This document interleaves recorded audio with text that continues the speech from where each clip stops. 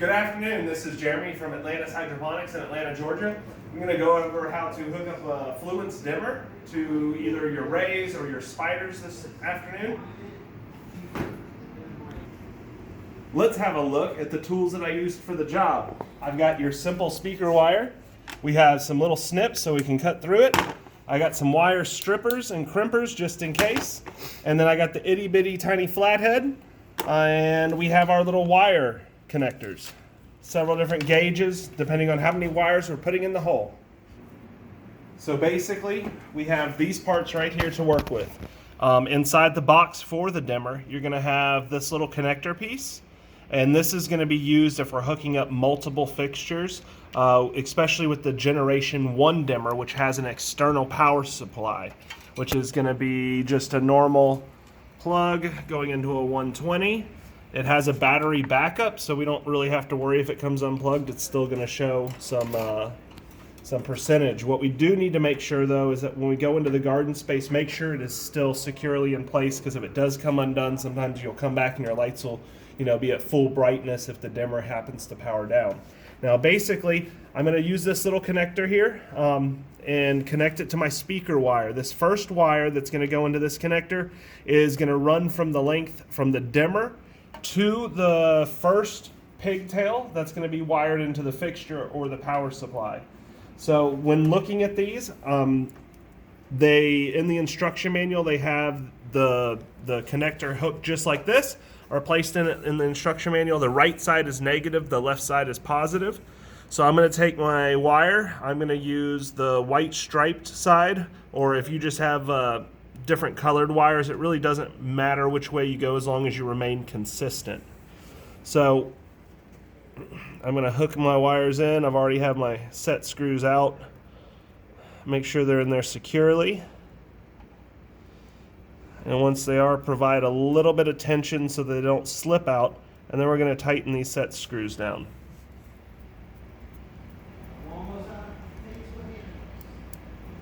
Once we have this tight, we can move on to the next step, which is going to be hooking the other end up to our first power supply. So with the pigtails in place, what we've decided is purple is power and gray is negative. And so we're going to find our negative wire, which happens to be the white stripe on this one. This is going to match to that wire. And then it also, if I'm wiring in multiple fixtures, then I need to also wire in the leg to the next power supply. So in this case, I've already got my power supplies wired, but I'm going to go ahead and wire this connection into this one as well. Get my wires straight, and then I'm basically just going to twist them a little bit so that they've got good contact with one another. And I'm going to take one of my little caps and set that guy on there just like that. Go. So now I'm going to hook up the purple for the power side to my positive connections. And I'm going to do more or less the same thing. I'm just going to make sure I twist these around a little bit to get good contact.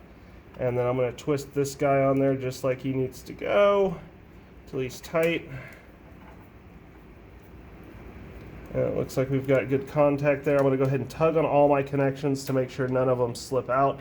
If they do, then I can just repeat the process. Now, like I said, I already had them wired in, so this is actually going to go to the next fixture's power supply, which I have that one wired in. Same way, purple power and gray to the negative.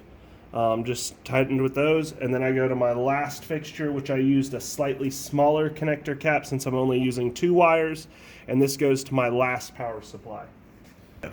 Once all of these have been wired, I can go ahead and I can see that this guy plugs into this portion right here. My dimmer is on, so what I'm going to do is come back to this part, but this is where this connection goes. First, let's wire in the actual power supplies to the units. So on these particular fixtures, I'm just going to basically snap this guy in. This is one of the older generation rays, so it's going to screw in. Some of the newer ones kind of slip on and then they snap into place, but it's a very similar type connection. Just make sure everything meets up the way you want, or that it should. Don't force anything, you don't want to break it.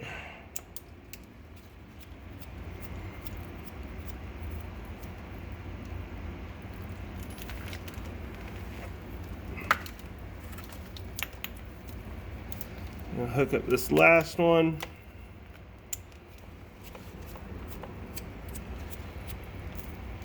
Now that everything is all nice and secure there, we're going to come back and hook our cord into our dimmer.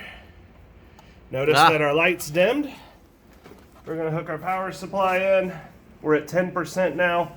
I can slowly go up or as fast as I want, one at a time, two at a time, and as you can tell, the intensity of my light increases.